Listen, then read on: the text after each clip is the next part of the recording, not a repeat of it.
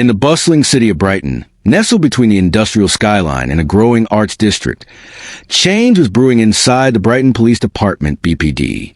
After years of mounting complaints and dwindling public trust, the city council had appointed a new chief to lead the reform efforts, Chief Danielle Rivers.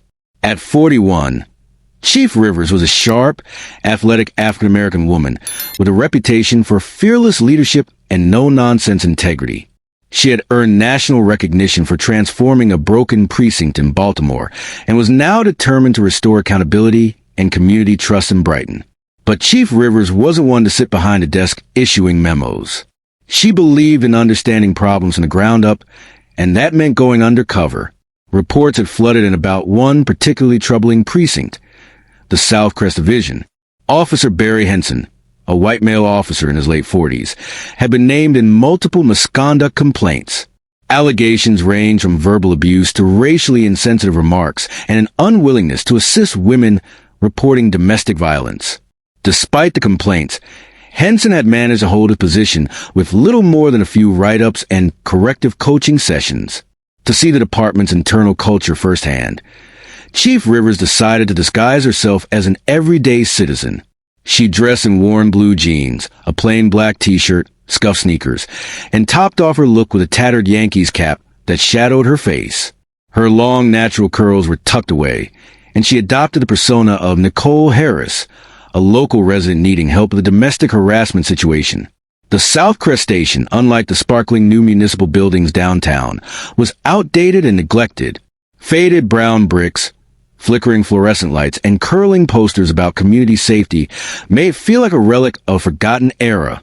A few citizens waited in the lobby, their faces marked with impatience and resignation.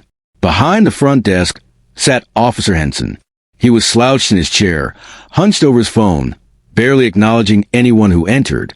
When Rivers approached, he didn't even look up. She cleared her throat. "Hi, I'm Nicole Harris. I need information on how to file for a temporary restraining order." Henson exhaled with exaggerated annoyance and glanced at her as if she were an inconvenience. "You gotta go to the courthouse for that." "Not our problem," he grunted. "I was told I'd need to file a report first," Rivers replied calmly. "Lady, it's probably just a neighbor spat. Not worth police time." "Handle it yourself," Henson snapped, clearly uninterested in helping. Still composed, Rivers asked for his name and badge number. That struck a nerve. "What the hell do you need my name for?" he barked, standing abruptly. "You planning to file a complaint? Is that it? Go ahead. Waste your time. Now get out of here before I have you escorted out." Rivers didn't flinch.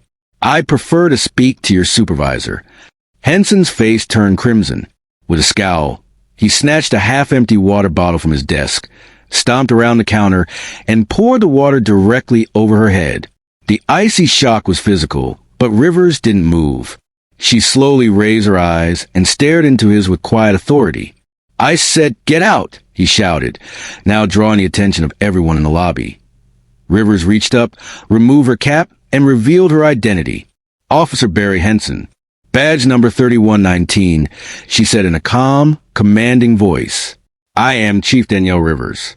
And what you just done is not only unprofessional, it's disgraceful." Silence fell over the room. Henson's mouth dropped open. "Chief, I didn't know it was you. I'm so sorry. I wasn't myself. It's just been a stressful day." "This isn't about a stressful day," Rivers said firmly. "It's about a pattern of behavior that's gone unchecked for far too long." She motioned to a nearby officer, a young Latina named Officer Martinez, and instructed her to call for Sergeant Wallace. When Wallace arrived moments later, Rivers didn't hesitate.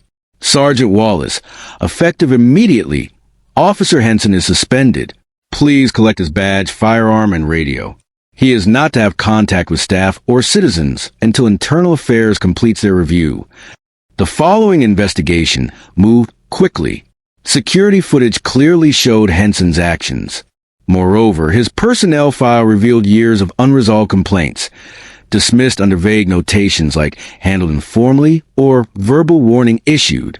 Under Chief Rivers' directive, the disciplinary board ruled on a 12-month unpaid suspension. But Rivers had a deeper vision for reform than just punishment. Henson was placed into a mandatory probationary program called Path Forward, a comprehensive rehabilitation and training initiative. Over the course of 2 years, Henson would undergo rigorous re-education, de-escalation tactics, anger management, cultural sensitivity, implicit bias training, and regular psychological counseling. He would also be required to perform 250 hours of supervised community service, particularly in immigrant and minority neighborhoods. The decision was met with mixed reactions. Some called it too lenient. Others admired the opportunity for redemption. But Chief Rivers was clear. Reform doesn't mean ignoring misconduct.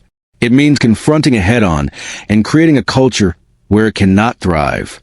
This department will not tolerate abuse of authority, period. Word of the Undercover incident spread throughout BPD and across the city. Officers became more cautious in their interactions, and citizens felt emboldened to speak out. The story made headlines and even prompted other cities to explore similar leadership tactics. Chief Rivers' bold move did more than expose one officer. It opened a door to broader reforms. It challenged a deeply rooted complacency and re-established a sense of accountability. Her leadership sent a resounding message that respect, fairness, and justice would no longer be negotiable within Brighton's police ranks. And so, what began as a simple visit under disguise became the catalyst for a department's transformation and a city's hope for real justice. The Steakhouse Key. On a blistering Wednesday afternoon in the small southern city of Rosedale, Georgia, the sun hit the cracked blacktop like a hammer. Heat shimmered above the asphalt in waves, and the quiet was so thick it felt like sound had given up trying. In a forgotten strip mall between a shuttered video store and a neon-lit check-cashing place stood the Redwood Grill. Not glamorous, not trendy, just another place where folks grabbed a lunch special and left without remembering the color of the booths. At 1:36 p.m., Marcus Ellison pushed open the door. Nobody looked twice. He was dressed plainly. Well-worn denim jeans, boots scuffed from years of wear, and a leather jacket faded with time and travel. A ball cap shaded his face. The kind of man you wouldn't remember seeing even though he saw everything. He walked with the quiet confidence older black men often carried, learned through decades of moving through places that didn't always welcome them. The teenage host didn't look up from his phone. "Table for one?" he asked, voice flat. "Yeah, somewhere quiet if that's okay." The host pointed to a booth near the front window. "Table 12. Good sight line to the kitchen door." Marcus sat, rested his hands on the table, and opened the menu, more for show than for curiosity. He already knew what he wanted, because Marcus wasn't just a customer. He was the founder of Redwood Grill. He'd started the chain 25 years ago in Atlanta. Just one restaurant, just one dream. A spot where folks could get a steak cooked right, service that felt like family, and a paycheck that didn't make you choose between food or rent. At its peak, Redwood had 17 locations across 5 states. Marcus had stepped back in recent years, focusing on partnerships, mentoring, and leaving day-to-day operations to a trusted team. But something about this location, Rosedale, had been bothering him. Too many complaints. Bad online reviews. Staff turnover. Slipping numbers. His team had explanations. Marcus didn't want explanations. He wanted truth. So he showed up. Unannounced. Undercover. A waitress appeared. "Afternoon. I'm Lila. I'll be your server." She looked about 30, white, tired but sharp. Hair pulled up in a loose bun. Sleeves pushed back. Hands quick. Marcus looked up. "What's good here?" She gave the menu a hard glance. "Ribeyes your best bet. Mashed potatoes and kale. Medium rare." Lila nodded and walked off. No pleasantries. No small talk. He watched her go, not with judgment but curiosity. She moved like someone keeping track of too many things at once. Across the room, near the bar, stood a bulky man in a tight polo shirt, arms folded, clipboard in hand. His body language screamed control. He watched the staff like a warden. That had to be the manager. The food arrived quickly. Surprisingly so. The steak was hot, cooked right, served on a warm plate. The kitchen still had some pride. But everything else, the mood, the tension, it felt wrong. Lila returned with a coffee refill, and dropped off the check. Inside the folded receipt was a note. 6 words, handwritten in shaky ink. If you're really him, please stay. Marcus didn't move, didn't blink, but inside, something clicked into place. He glanced at the window's reflection. Lila was pretending to wipe down a table, but she was watching him. He took the note and slid it into his jacket.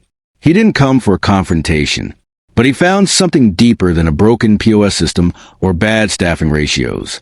This place was rotting from the inside, and somebody still believed he could do something about it. An hour later, Marcus took a walk, past the restrooms, toward the employee hallway.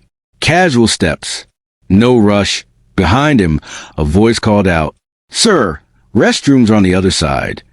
Marcus turned slowly. The man from a bar. "You the manager?" he asked. "I am. Brent Cooper," the man replied, stepping closer. "Can I help you with something?"